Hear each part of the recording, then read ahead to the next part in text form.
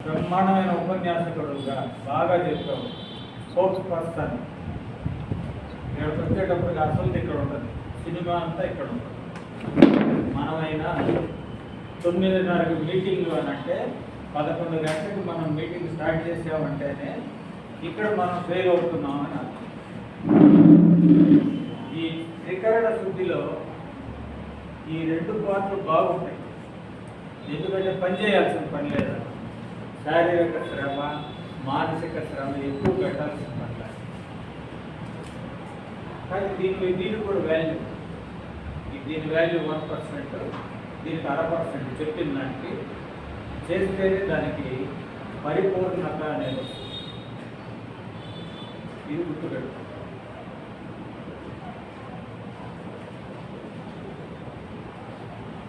ఇప్పుడు మనం చేసేదంతా కూడా ఇది అంతే. దీనికోసం ఇదంతా ఈ స్ట్రగుల్ అంతా కూడా ప్రిపరేషన్ అంతా ఈ 3వ దానికి.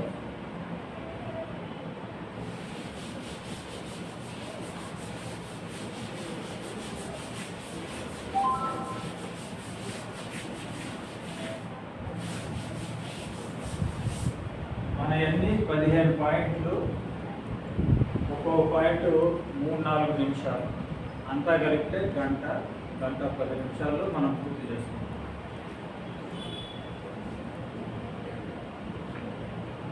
రెండో పాయింట్లో పోతున్నాం.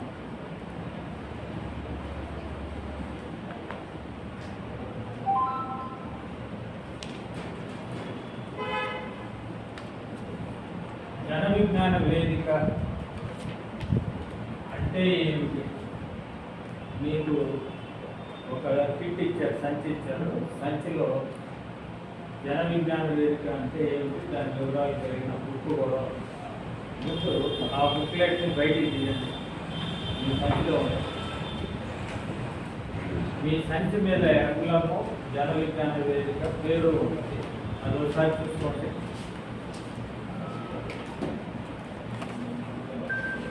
అది ఇచ్చారా? అందరి చేత పట్టుకోండి. ఇంటికి పోయిన తర్వాత దాన్ని క్షుణ్ణంగా చదవాలి. వరకు ముందు అసలు బుక్లెట్ పరిచయం చేస్తాను. చేత పట్టుకోండి. దీని గురించి అంటే ఏమిటో మీకు చెప్తాను. ఇక్కడ 3 పదాలు ఉన్నాయి: జనం,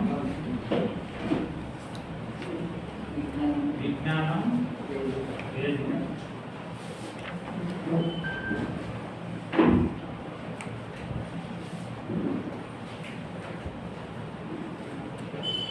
మనం జనం అంటే దేశంలో ఉండే ప్రజలు, లేదా మన జిల్లాలో ఉండే ప్రజలు, టౌన్లో ఉండే ప్రజలు అందరి గురించి కాదు.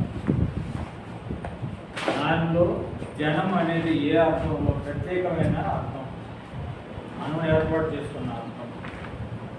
ప్రతి భాషలోనూ కొన్ని సంజ్ఞలు, పదాలు, అక్షరాలు ఉంటాయి.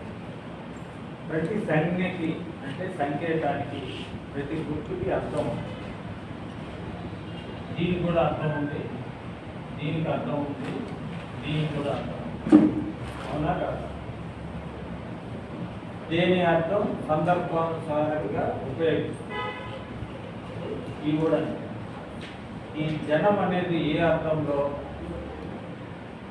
ఉత్పత్తి చేసిన వాడు, మానసికంగా ఆలోచించి ఉత్పత్తి చేసిన, శారీరకంగా కష్టపడి ఉత్పత్తి చేసిన ప్రొడక్షన్ ఫోర్స్ని మనము జనము అని అంటాం. ఎవరైతే ఉత్పత్తి చేస్తారో శారీరక శ్రమ, మానసిక శ్రమ. ఇక్కడే ఉన్నారు టీచర్లు, మానసిక శ్రమ, లాయర్లు, మానసిక శ్రమ, చేతి వృత్తి పనులు చేసుకునే వాళ్ళు ఉన్నారు, మానసిక శారీరక శ్రమ. వృత్తులు శారీరక శ్రమ చేసేవాళ్ళు ఉన్నారు, ప్రొఫెషనల్స్. ఇద్దరిది కలిపితే ఉత్పత్తి. ఈ ఉత్పత్తి చేసే వాళ్ళని రెఫరెన్స్లో మనం స్టేట్ బ్యాంక్ పక్కన జనం అనంటే వీళ్ళు కాని వాళ్ళు కూడా ఉన్నారు ప్రజలు. వాళ్ళు ఎవరు?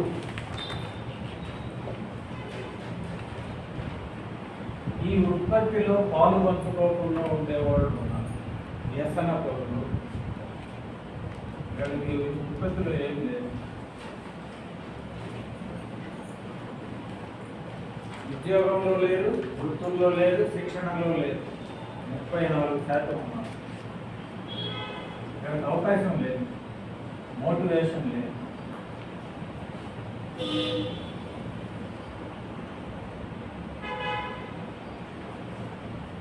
విజయ్ మాల్యా లాంటి వాళ్ళు చేసే పని ఏమిటి? బ్యాంకు నుంచి డబ్బు తెచ్చుకొని తిరిగి కట్టకుండా విలాసవంతమైన జీవితం గడుపుతారు. ఆ కేటగిరీ వాళ్ళు దేశ జనాభాలో 1%. వీళ్ళ గురించి మనం మాట్లాడతాం. మనం ఉత్పత్తి చేసే వాళ్ళ గురించి మాట్లాడతాం. వీళ్ళ తరఫునే వీళ్ళని ఉద్ధరిద్దామని, వీళ్ళతో పాటు కలిసి పనిచేద్దామని ఈ సంస్థను పెట్టుకుంది. ఈ వేదికను పెట్టుకుంది వీళ్ళకు. వాళ్ళు ఏ రంగన్నా ఉండని, ఏ భాష అన్నా మాట్లాడండి, ఏ రాష్ట్రంలో అన్నా ఉండండి, ఏమన్నా చెప్పండి, ఏ కులపోడైనా పర్వాలేదు, ఏ మతం అయినా కలిగి ఉండండి. జనం వాళ్ళందరూ మనం పెట్టుకున్న అర్థం అది. జనం అంటే వీళ్ళు మన లిస్టులో లేరు, కానీ వీళ్ళని ఇందులో తీసుకురావాలి. ఆడ బేకారుగా ఉంటారు 34% యూత్. ఆ బేకారు వాళ్ళకి ఇందులో అనుసంధానం చేసి మనం వాళ్ళని కూడా ఇందులో తీసుకురావాలి. విజ్ఞానం, దాని అర్థం ఏంటో మనకి తెలియాలి. విజ్ఞానం అంటే అర్థం తెలియాలి. శాస్త్రము, విజ్ఞాన శాస్త్రం, ఈ రెండు కన్ఫ్యూజ్ కాదు. బల్లి శాస్త్రము, జ్యోతిష్య శాస్త్రము, వాస్తు శాస్త్రము, ఇవి కూడా బయట పేరు శాస్త్రం అని పిలువబడతాయి.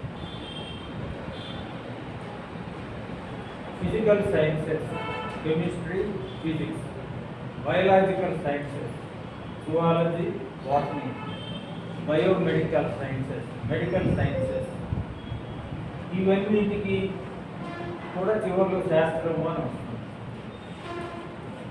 హస్త సాముద్రిక శాస్త్రము, జ్యోతిష్యము, బల్లి శాస్త్రము, వాస్తు శాస్త్రం, వీటికి కూడా పేరు వస్తుంది. అదే పేరు ఉంటుంది, కానీ రెండింటికి తేడా ఎక్కడ ఉంటుంది అనేది చెప్తాం. ఇది వేదిక. ఇది కొంచెం డీటెయిల్గా మనం ఒక 5 నిమిషాలు చెప్తాం. వేదిక ఇది సంస్థ కాదు. ఎందుకని వేదిక అన్నాము? ఉదాహరణకి ఐలు అనేది ఉంది, ఇండియన్ లాయర్స్ యూనియన్, అది సంస్థ. లాయర్ల సంక్షేమానికి ఏర్పడినటువంటి సంస్థ. IMA, ఇండియన్ మెడికల్ అసోసియేషన్, వైద్య సంస్థ. ఇది వేదిక. ఇక్కడ అందరూ ఉన్నారు. అంగన్వాడీ టీచర్ ఉంది, మామూలు టీచర్ ఉన్నారు, రిటైర్డ్ ఎస్ఐ గారు ఉన్నారు, ప్రాక్టీసింగ్ లాయర్లు ఉన్నారు, ఒక స్కూల్ నడిపేవాడు ఉన్నారు, డాక్టర్ ఉన్నాడు. వివిధ వృత్తులు, అనేక రంగాల్లో పనిచేసే వాళ్ళందరూ కలిస్తే ఒక సంస్థ అవ్వదు. కలిస్తే అది వేదిక అవుతుంది. మనం ఒక ప్లాట్ఫారం ఏర్పాటు చేస్తాం, అది ఆ ప్లాట్ఫారం వేదిక. మెడికల్ షాపులు నడిపేవాళ్ళు ఉన్నారు. వీటిల్లో నుంచి మనం ఈ విజ్ఞానం అనే పదం ఎలా వచ్చిందో 5 నిమిషాలు.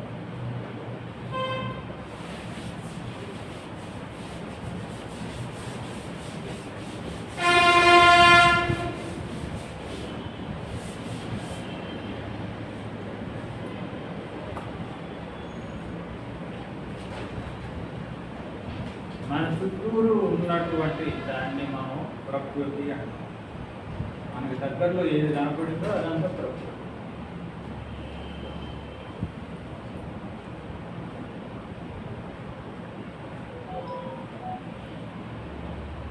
ప్రకృతిలో బతికుండే ఉన్నాయి, చనిపోయినాయి, జీవ నిర్జీవాలు.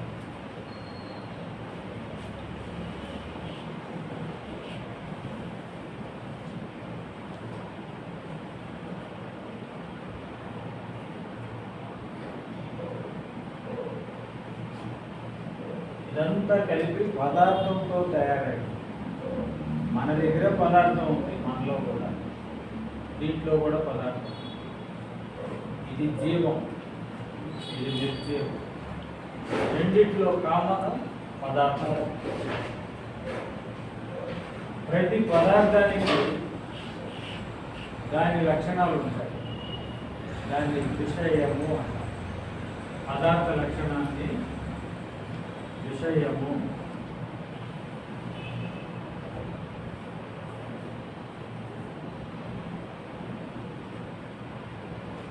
ఇది nature. It is made up of matter. Matter has got information. ఆ ఇన్ఫర్మేషన్ని విషయము అంటారు. సమాచారం ఉంది. పుస్తకము సమాచారం ఉంది. ఆకారం ఉంది, షేప్ ఉంది, కలర్ ఉంది. ఇదంతా కలిపితే సమాచారం, దాని లక్షణాలు.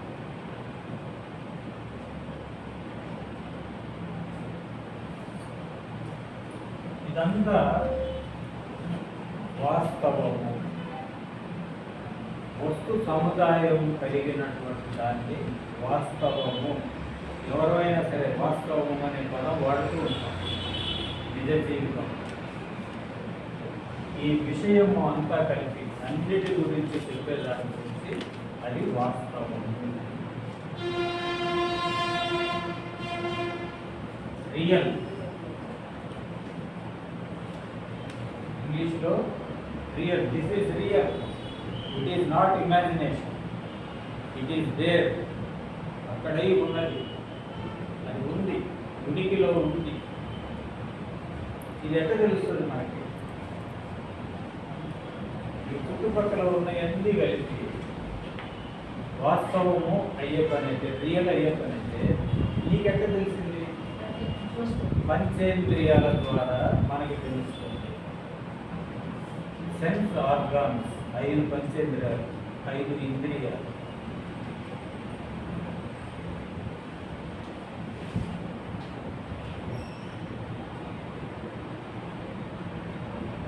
బయట ఏముందో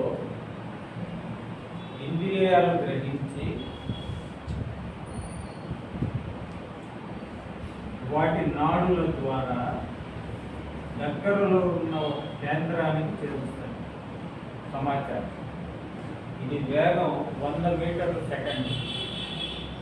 100 మీటర్ల సెకండ్కు వేగంతో బయట ఉన్నటువంటి సమాచారం ఇంద్రియాలు పట్టుకొని దాని వెనకాల నాడులు ఉంటాయి. కన్ను వెనకాల నాడు, నాలుక వెనకాల నాడు, చర్మం కింద నాడు, ముక్కు వాసన తెలిసే భాగం వెనకాల నాడు, దాని కేంద్రానికి. ఇక్కడ అక్కడ పోగానే ఆ సమాచారం ఏ రూపంలో వెళుతుంది అని అంటే విద్యుత్ తరంగాల రూపంలో, ఎలక్ట్రికల్ ఇంపల్సెస్ అని. విద్యుత్ తరంగాల రూపంలో సెకండ్కు 100 మీటర్ల స్పీడ్తో పోతుంది.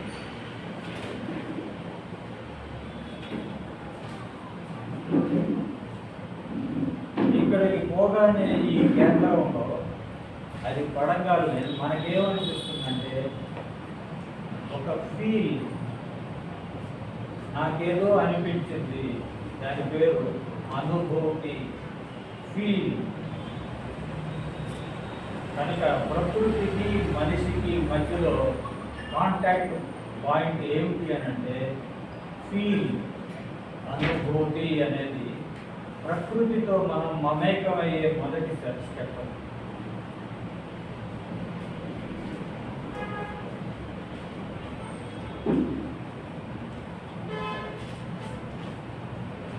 ఇక్కడ క్లియర్ అయింది కదా? వాసన, రుచి, చర్మం స్పర్శ, చెవి వినపడటం, కన్ను చూడడం. వీటి నుంచి సమాచారం ప్రసారం అయ్యి వాటి కేంద్రం దగ్గర పోయి రికార్డ్ అయింది, ఇక్కడ పడింది. ఆ మొదటిసారి పడిన దాన్ని అనుభూతి అన్నాను.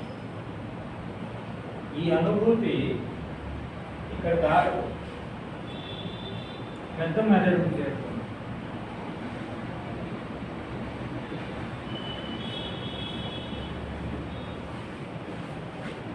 పెద్ద మెదడులో 5 పంచేంద్రియాలకి 5 కేంద్రాలు, అక్కడ పోయి పడింది. అనుభవం అంటాం. పెద్ద మెదడులో పెడితే అనుభవం, ఎక్స్పీరియన్స్.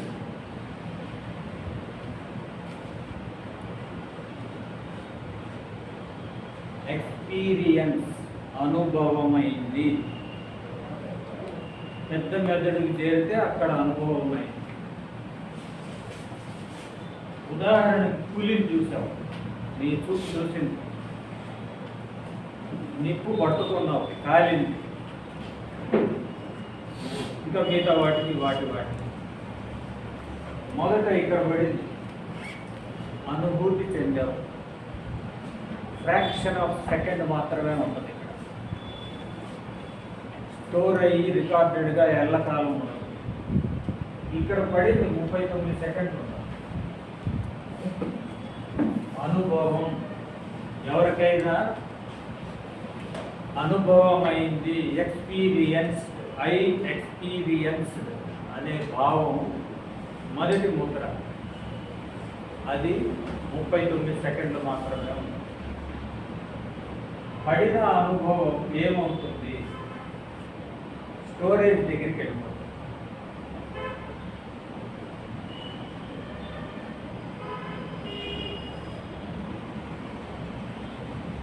మెదడులో నుంచి మొదటి ముద్ర, ఇది మొదటిసారి ఇది ఊరికే ఉందా అని మ్యాచ్ చేసుకుంటాం. ఇక్కడ ఉండేవాళ్ళలో ఎక్కువ మందిని అందరము మొదటిసారి చూసాము. అంటే మనం అందరం అనుభవం పొందాము. మొదటిసారి మాత్రమే ముద్రపడింది మనకి. ఇంకొక మీటింగ్లో ఇదే టీం మళ్ళీ వస్తే రెండోసారి ముద్రపడితే అప్పుడు ఏం జరుగుతుంది? స్టోరేజ్ పాయింట్లో నుంచి మ్యాచ్ చేసుకుంటుంది. ఈయన ఇంతకుముందు ఎక్కడో చూసినట్టుగానే పదే చూస్తూ ఉంటే ఆయన ఏ రంగులో ఉన్నాడు, ఎంత హైట్లో ఉన్నాడు, ఏ చొక్కా వేసుకున్నాడు, ఎట్లా మాట్లాడుతున్నాడు, ఎట్లా తింటున్నాడు, బాడీ లాంగ్వేజ్ ఏంటి అనే విశేషణాలను కనుక్కుంటాం. మొదటిసారేమో పైన కనుక్కుంటాం, రెండోసారి పోలిక పెట్టుకుంటాం. 3, 4, 5 జరిగే కొద్దీ క్షుణ్ణంగా పరిశీలించడం మొదలు పెడతాం. ఇవన్నీ స్టోరేజ్ పాయింట్లో ఉంటాయి. అవసరమైనప్పుడు దాన్ని బయటికి తీయాలి. అది నెక్స్ట్ లెవెల్. జ్ఞాపకం తెలుసు. 10 ఏళ్ల కిందట ఈయన ఎక్కడో చూశాను నేను. లోపల ఎక్కడో ఉంది అంతరాలం, బయటికి తీ, అది జ్ఞాపకం తెచ్చుకోవడం. పిల్లవాడు ఈ నెలలో పాఠం విన్నాడు, చదివాడు, రాశాడు. 9వ నెలలో పరీక్ష రాస్తున్నాడు. లోపల ఎక్కడో ఉంది, బయటికి లాగాలి. మధ్యలో వాటిని తీసి దులిపి చూసుకున్నాడు, పెట్టాడు. అంటే రివిజన్ చేస్తే వెంటనే జ్ఞాపకం. రివిజన్ చేయకపోతే మరొకరు పడిపోయాడు. ఇదంతా కొట్టింది సార్. ఏది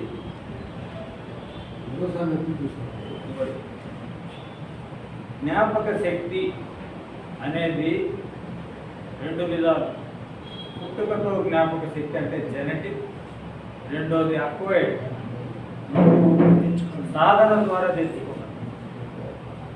ఎప్పుడైనా కానీ పుట్టుకతో ఉన్నది దాని తీరే వేరు, దాని మెరిట్స్ దానికి ఉంటాయి.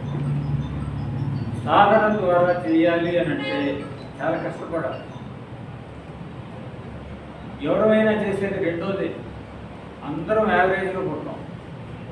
ఎక్స్ట్రాడినరీగా ఉండేవాడు ఐన్స్టీను,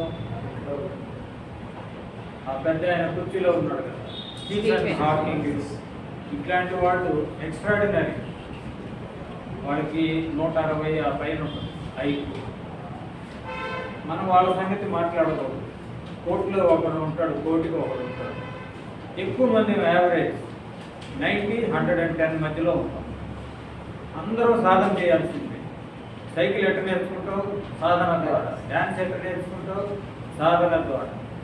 అక్షరాలు ఎట్ట నేర్చుకుంటావు? సాధన ద్వారా. ఆటోమేటిక్గా రావు. మనం కూడా ఈ ఎక్స్పీరియన్స్, మెమరీ, స్మృతి అంటాం. జ్ఞాపకం పెట్టుకునే స్థలాన్ని స్మృతి పదం అని అంటాం. దాంట్లో నుంచి దాన్ని బయటికి తీసాం. ఇక్కడ రెండు అంశాలు కూడా మనం మాట్లాడుకోవాలి. మన ఆర్గనైజేషన్ ఏది రెలవెంట్ అనేది.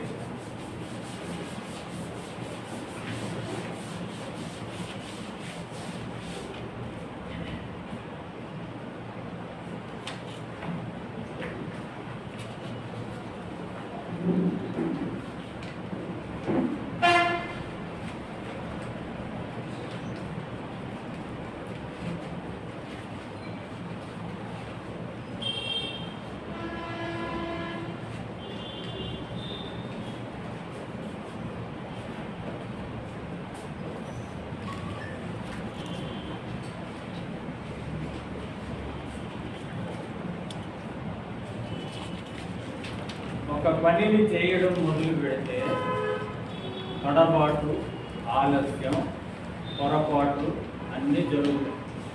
ఎందుకని?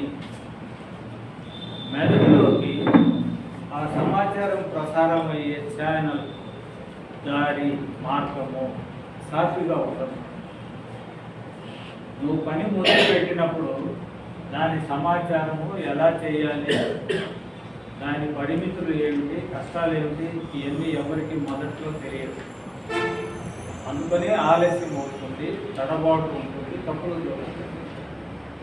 పని మొదలయ్యేటప్పుడు అట్లాగే 10 రోజులు ఆ పని చేసుకుంటూ పోతూ ఉంటే మొదటి రోజు గంట అయితే 10వ రోజు వచ్చేటప్పటికి 15 నిమిషాలకి తప్పు. ఎక్కువ ఆలోచించవు, ఎక్కువ తడబాటు, అది పని అక్కడ మొదలవుతాం. 90 రోజులు అదే పనిని చేస్తూ పోతే ఇందులో మార్పు.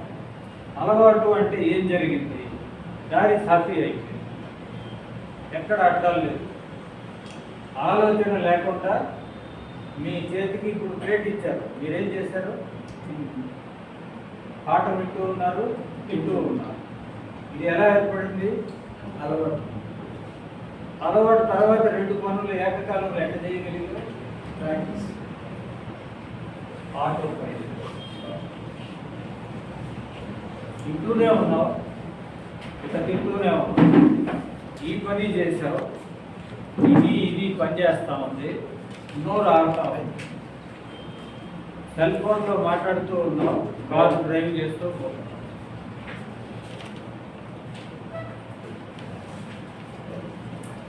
ఈ పదం ఆటో పైలట్ అనేది ఎక్కడ వచ్చింది? విమానం నడిపే పైలట్ తన క్యాబిన్లో అన్ని ప్రోగ్రామింగ్ చేసుకొని కంప్యూటర్కి ఇచ్చేసాడు. తను ఆలోచనలన్నింటినీ కంప్యూటర్కి ఇచ్చేసాడు. అదే చూసుకుంటాడు. ఎత్తు ఎంత పోవాలి, గాలి దోలితే ఎట్లా చేయాలి, దారి ఎట్లా మార్చుకోవాలి, అన్నీ అది చేసేస్తాడు. ఈయనేం చేస్తాడు? అవన్నీ సక్రమంగా పనిచేస్తున్నాయా లేదా. మాన్యువల్గా చేస్తే, కంప్యూటర్లో చూస్తే, ప్రోగ్రామ్ తయారు చేస్తే 2 సరిపోతున్నాయా లేవో అనేది చెక్ చేసుకుంటా ఉంటాం. మధ్యలో పక్కన ఉండే పైలట్కి, సెకండ్ పైలట్కి, నువ్వు చూస్తా ఉంటే నేను బాత్రూమ్కి వేస్తానంటాడు. అయినా మనకి అంతా కూడా సేఫ్గానే అంటిపోతూ ఉంటుంది. మనం అందరం అనుకుంటాం ఆయన ఇట్లా మొత్తం తిప్పుతున్నాడని అనుకుంటుంటాం. లేదు, మన వాడికి మనం నిద్రపోతున్నట్టే వాళ్ళు కూడా నిద్రపోతుంటారు. ఒకడు అలర్ట్గా అన్నీ చూసుకుంటూ ఉంటాడు. మిగిలిన వాడు పడుకునేవాడు, టాయిలెట్కి పోయేవాడు, కొంచెం రిఫ్రెష్ అయ్యేవాడు, ఆ విధంగా ఉంటారు. అదంతా ఎలా సాధ్యమైంది? పని, అలవాటు, ఆటో పైలటింగ్ అనే దశలోకి వెళితేనే అది సాధ్యమైంది. మనం మన దినచర్యలు చేసుకుంటూనే ఉండాలి. ఎవరి ఉద్యోగం వాళ్ళు చేసుకుంటూ ఉండాలి. ఎవరి కుటుంబాన్ని వాళ్ళు నడుపుకుంటూ ఉండాలి. ఎవరి బంధుమిత్రులను వాళ్ళు కలుస్తూ ఉండాలి. జన విజ్ఞాన వేదికలో కూడా పనిచేస్తున్నారు. అది ఆటో పైలట్. దాని పాటికి అదే ఎక్కడ తప్పులు జరగకుండా వీలైనంత మినిమం మిస్టేక్స్ జరిగేటట్టుగా మనం తయారు కావాలి. సాధన ద్వారా ఇది అవుతుంది. కారు డ్రైవరు డ్రైవ్ చేస్తూనే మాట్లాడుతూ ఉంటారు. దాన్ని ఆటో పైలటింగ్ దశ అంటారు. ఇంకొకటి ఉంది, సృజనాత్మకత అంటే ఇంకొక లెవెల్ పైన.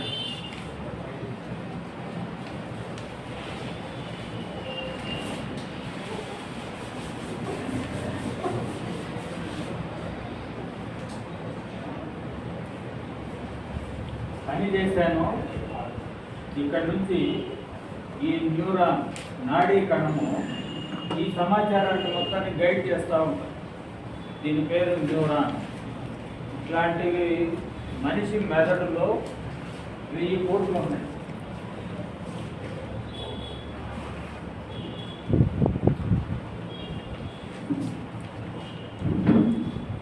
మెదడు అనేది మొదటి బ్రెయిన్, పొట్ట అనేది రెండో బ్రెయిన్.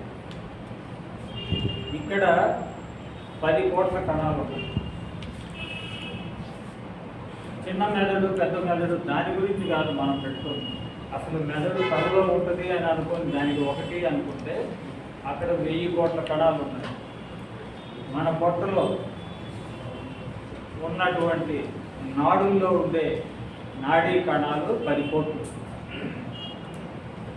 ఈ పని అనేది ఒక పనికి ఒక నాడీ కణం పనిచేసింది అనుకుంటాం. పదే పనిచేస్తే ఇది ఫ్రీ అయిపోయింది, అంటే అలవాటుగా మారింది. సంకేతాలు రాను పోను ప్రసారం అవుతూ ఉన్నాయి. ఈ నాడీ కణం కూడా గుర్తు పెట్టుకోండి బాగా. నేను ఫెసిలిటేట్ చేస్తాను.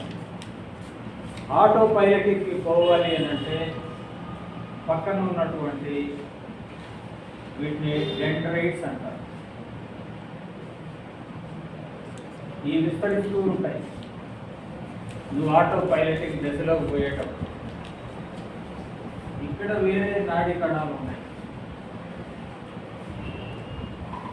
ఇక్కడ వేరే సమాచారం ఉంది, వేరే దాని గురించిన సమాచారం.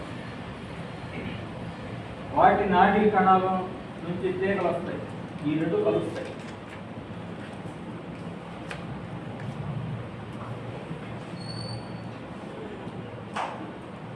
దీంట్లో వేరే సమాచారం ఉంది. నువ్వు తినగా వేపు తీయగానే ఉంటుంది. వేపకు తినంగా తీయగా ఎట్ట మారుతుంది అనే దానికి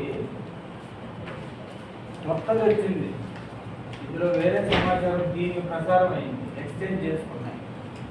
నీ టాలెంట్ సైకిల్ తొక్కడం పని, చేతులు వదిలిపెట్టి సైకిల్ తొక్కావు, బాగా పనివంతుడు అయిన తర్వాత ఇంకా దాని మీద సర్కస్లు అన్నీ చేస్తూ ఉండవు. అది సృజన. కొత్తగా వచ్చింది సృజన. ఎలా వచ్చింది నీకు అది? ఆ బ్యాలెన్స్ నువ్వు ఎలా పట్టుకోగలిగావు?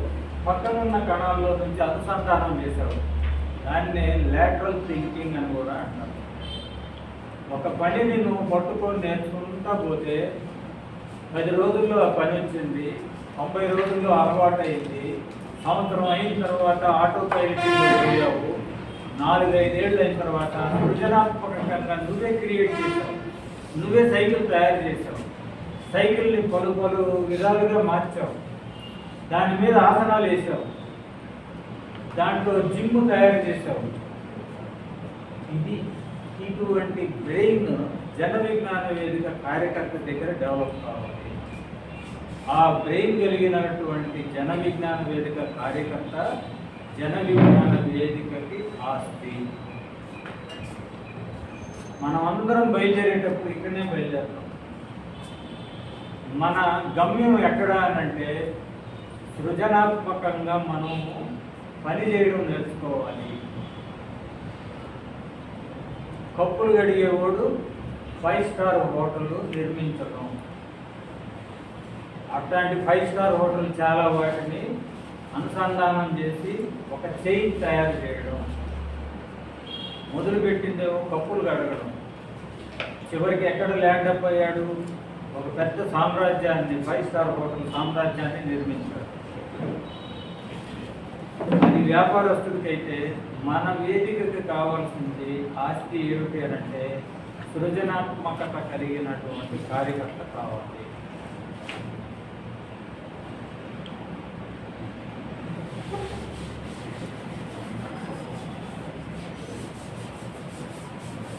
ఈరోజు జెండా కట్టాడు, ఈరోజు మీటింగ్లో కూర్చున్నాడు, 50 ఏళ్ళు అయిన తర్వాత కూడా అదే జెండా కట్టున్నాడు. ప్రొడక్షన్ దాంట్లో నుంచి ఎక్కువ రాదు. 1x ఎప్పుడు 1xగానే ఉంటుంది. ఈ సంవత్సరం 1x ప్రొడక్షన్, 50 ఏళ్ళు అయిన తర్వాత కూడా 1x ఉండకూడదు, పెరగాలి. 10, 100, 1000 ఏదో ఒక అంకె పెరగాలి. అటువంటి కార్యకర్త కావాలి. మన ఎనర్జీస్ అన్నీ కూల్ చేసి ఒక వేదికని విస్తరింపజేయాలన్నా, బలోపేతం చేయాలన్నా, దాంట్లో డెప్త్ థింకింగ్ ఉంది అన్నాలన్నా, ఆ థింకింగ్ నీ నిజ జీవితానికి అన్వయించుకుంటే అక్కడ కూడా రిఫ్లెక్ట్ కావాలి. నీ కుటుంబాన్ని నడిపే దగ్గర కూడా అది రిఫ్లెక్ట్ కావాలి. నీ బిడ్డ నీకంటే గొప్పవాడు కావాలంటే కూడా ఆ థింకింగ్ అక్కడ నువ్వు అన్వయించాలి, ఇంప్లిమెంట్ చేయాలి. అది జన విజ్ఞాన వేదిక యొక్క ఆస్తి. క్లాస్కి మొదలు పెట్టినప్పుడు ఇంటి దగ్గర ఏమని చెప్పి పంపిస్తారంటే చుట్టుపక్కల వాళ్ళు కానీ లేదా మనలో ఉన్నటువంటి లోపల రెండో మనసు ఉంటుంది, అది నేను వెనక్కి లాగుతూ ఉంటుంది. కామెంట్ ఏముంటుందంటే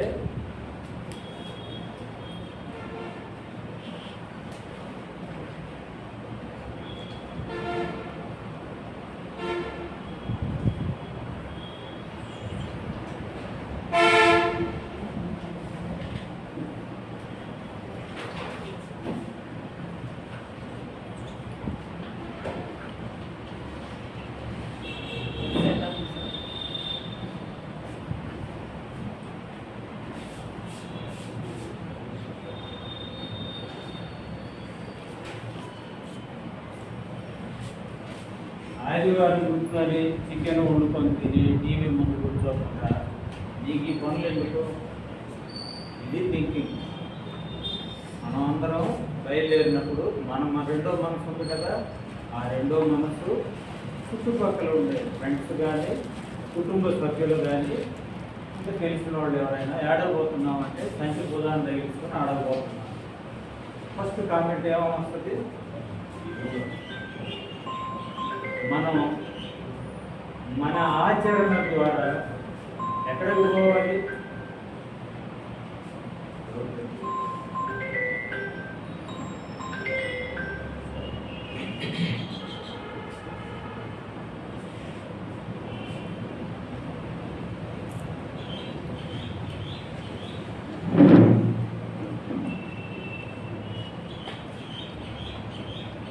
ఇది తప్పు నిరూపించాలి. ఎప్పుడు నిరూపిస్తాము? సృజనాత్మక మనసు, ఆలోచన, కార్యాచరణ చేయగలిగే స్థితికి చేరుకున్నప్పుడు ఈ స్టేట్మెంట్ తప్పు అని మనం నిరూపిస్తాం. బయలుదేరేటప్పుడు ఇట్లాగే ఉంటాం.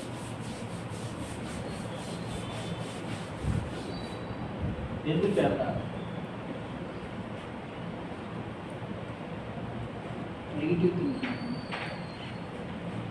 అందరూ అనుకునేది అదే, ఎక్కువ మంది అనుకునేది ఎందుకు అని అంటే మన అనుభవంలో అటువంటి సంఘటనలు చాలా జరుగుతున్నాయి కాబట్టి అది ఒక నానుడి కింద మారిపోయింది.